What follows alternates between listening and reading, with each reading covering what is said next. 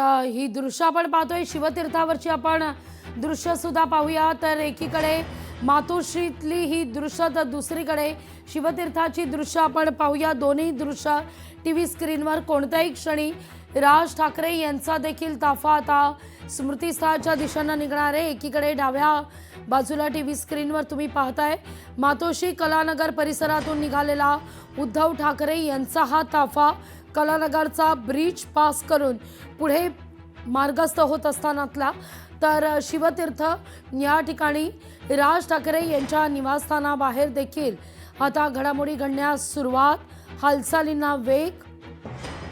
राज ठाकरे देखील कोणत्याही क्षणी शिवतीर्थावरून निघतील आणि स्मृतीस्थळी दाखल होत अभिवादन केलं जाईल बाळासाहेब ठाकरे यांच्या स्मृतीस्थळाला।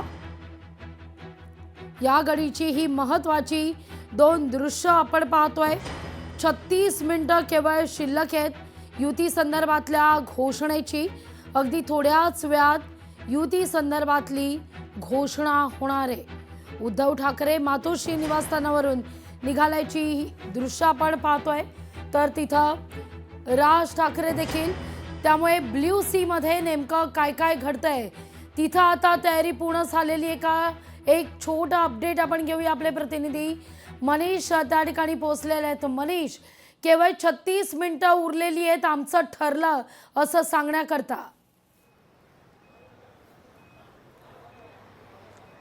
नक्कीच लागू आपण बघितलं तर महाराष्ट्राच्या राजकारणात प्रामुख्याने जर बघितलं तर ठाकरे बंधूंची ही जी युती आहे याला प्रामुख्याने बघितलं जातं आणि याच ब्लू सी या हॉटेलमध्ये ही जी युती जी आहे ती आज ठरली जाणार आहे आणि त्यामुळेच संपूर्ण राजकीय वर्तुळात एकच रंग आपल्याला बघायला मिळतोय।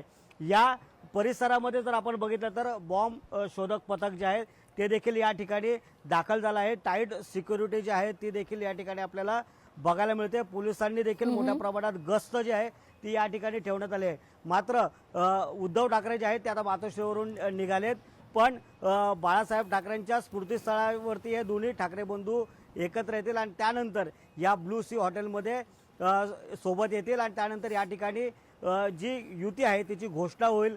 कशा पद्धतीने जागा वाटप राहणार आहे, कशा पद्धतीने मुंबई, ठाणे, पुणे, नाशिक या ज्या 10 महानगरपालिका प्रामुख्याने युतीमध्ये लढवल्या जाणार आहेत आणि त्यासाठी कशा पद्धतीची रणनीती ठाकरे बंधूंनी आखली आहे याकडे आता राजकीय वर्तुळात लक्ष लागून आहे आणि त्यासाठीच कशा पद्धतीच्या जागा वाटप असणार आहे या सगळ्या गोष्टी या युतीच्या ज्या जागा आहेत या ठाकरे बंधूंच्या वरळीच्या महत्त्वाच्या ठिकाणी घेतल्या जाणार आहेत। त्यामुळेच आपण पाहतोय की अगदी कडेकोट पोलीस बंदोबस्त देखील या ठिकाणी बघायला मिळतोय।